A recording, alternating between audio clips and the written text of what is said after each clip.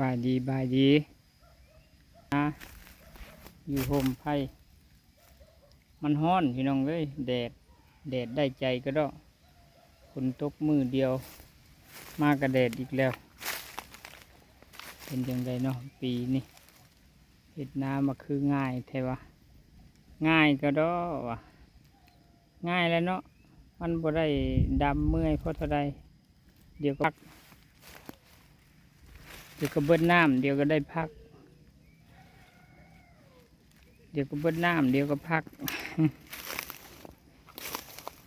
มันก็ง่ายแหละง่ายเฉพาะคอยดอกว่าโอ้ยมันบ่ได้เมื่อยปานใดน้ำเบิดคอยกับพักน้ำนองนี่คอยกับเนแซมตะพังตัดเพิ่นได้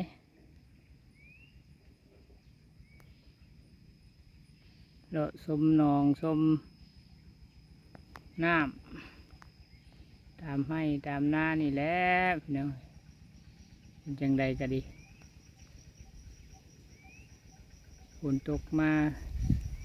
มือหนึ่งแล้วเนาะตกกลางคืนก็ได้ใจอยู่เบิดคืนแต่มาโมอนี้แดดแจ้งอีกแหละเริ่มแต่วานนี่แหละแดดนะ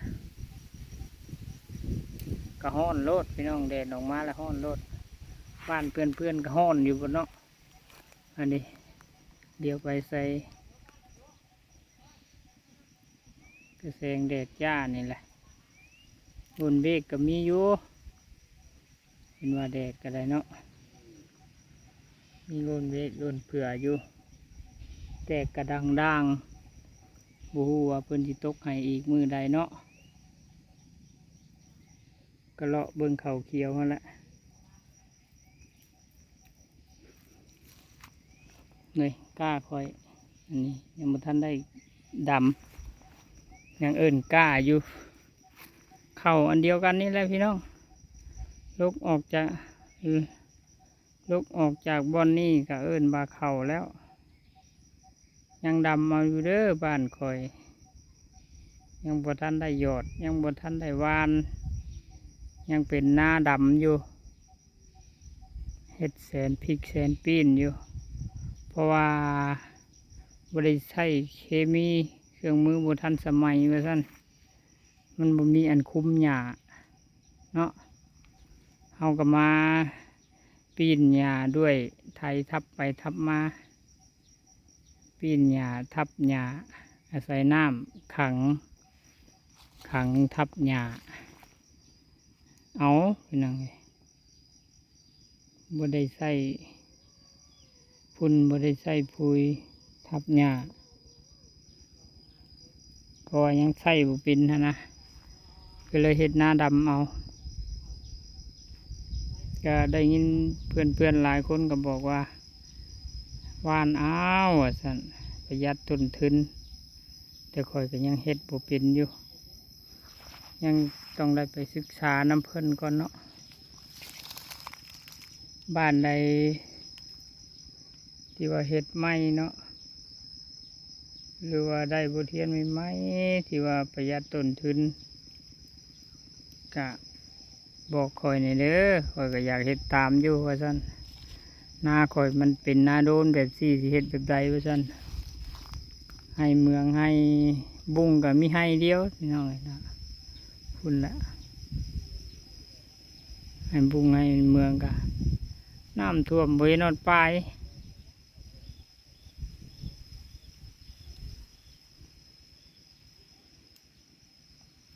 หากปีตะเก้าก็สิได้กินอยู่แล้วเห็นปลายก็ได้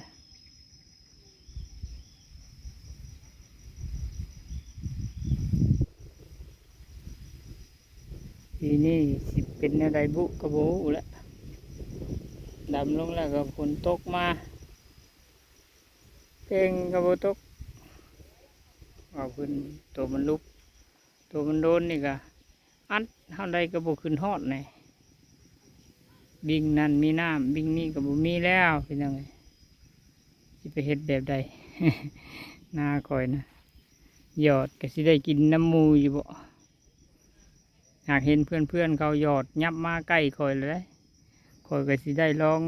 เฮ็ดบทเรียนใหม่ๆแบบแต่เพิ่นอยู่เอาไปเป็นปีหน้าพุ่นแล้วเนาะปีนี้เพิ่นหาก็มาหยอดใกล้คอยก็บ่ฮู้วิธีสิเฮ็ดเบิ่งเพิ่นเฮ็ดไปก่อนเนาะปีนี้คอยสิยังสิได้ดำเอาอยู่ว่าซั่นหน้าคอยสิเป็นหน้าดำอยู่ปีนี้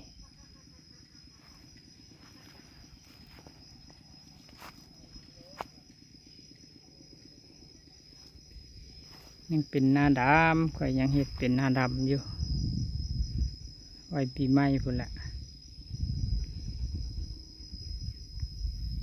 จะสิเฮ็ดหน้าปลูกหน้าหวานคือเพิ่น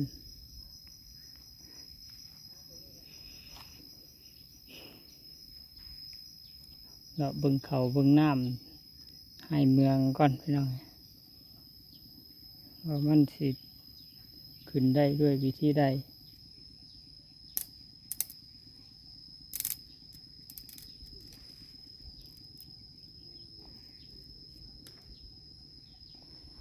ยังมีควายมีงอแงแม่อยู่เด้อบ้านคอยก็ได้เอาแล้วก็ออกจากคุ้มบ่ได้คอยบ่ถือกันกับแดดก็ได้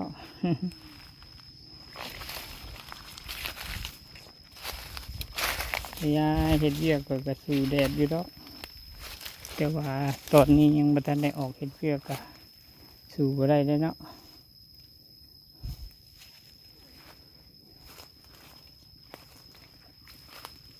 เลาะเขาเบิ่งปลาหาหน่อไม้ซะมันห่มดีไว้ซั่นห่มไฟน้ำก็ขึ้นมาคุ้งก้อนหน่อไม้ไปได้แต่ว่ากอใกล้น้ำนี่ก็โอ้เห็นออกเพราะอะไร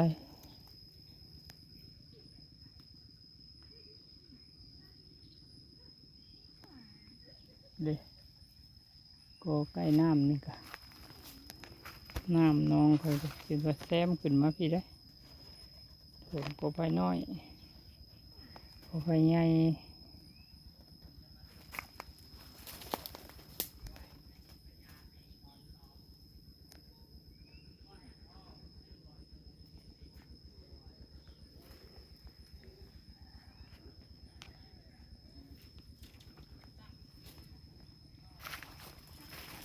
ห่มดี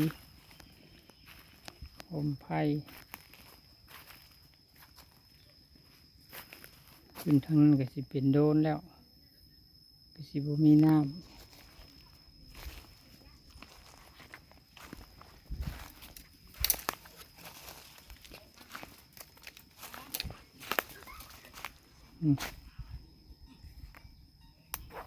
ตัวเรียบน้องก็สิประมาณนี้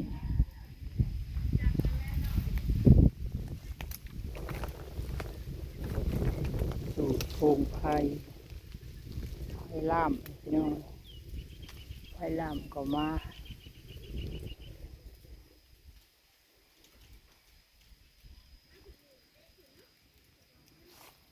ไผ่ล่ามก็ไผ่